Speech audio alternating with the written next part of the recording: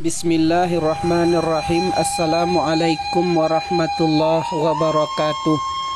Dipanggang-panggang, digatuk, dikirai-kirai, dibaka, tetanggua ikan gulamu, dibilang-bilang diatuk, dikirai-kirai, dipapa, dikambang sitam bolamu.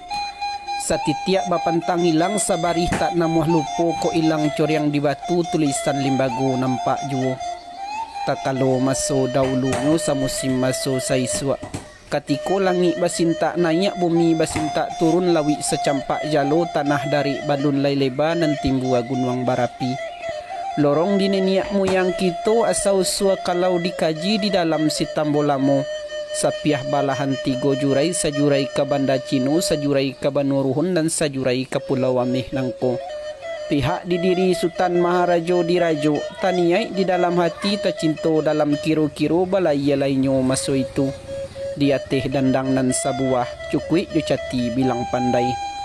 Dek lamu dandang balaya di dalam lawi barulah tampaklah api tak kijok-kijok gunung suatu maso itu. Dia teh puncak Langgapuri banamu gunung barapi. Sinan sirangka nan badangkang saratu buayo putih dagwa di batu ampa putih di bukit patah petigo banamu bukit si guntang-guntang. Di mano titiak palitu di baliak telong nan batali, di mano turun niniak moyang kito iyo di puncak gunung barapi.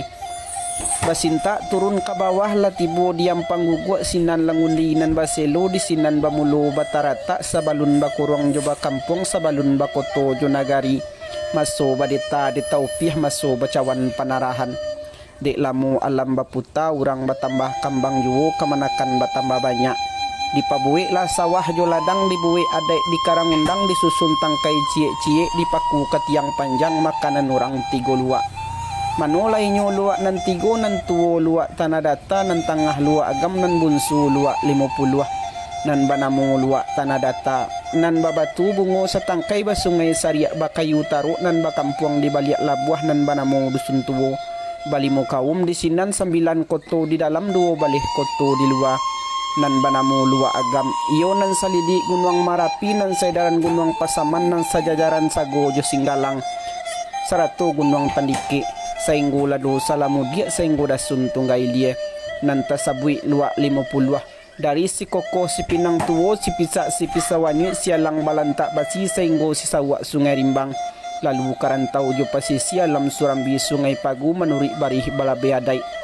Nan salili gunung Marapi sedaran gunung Pasaman sajajaran sago jo Singgalang seputaran Talang jo Kurinci dari sirangka nan badangkang inggo boyo putih dagwa sampai ke pintu rajo Ilia inggo durian di takwa rajo si pisa wanyi sialang balantak basi inggo aye babaliak mudia sampai kaumbak nan badabua sailiran batang sikilang inggo lawi nan sadidia rawo jo mapatunggu sarato gunung Malintang.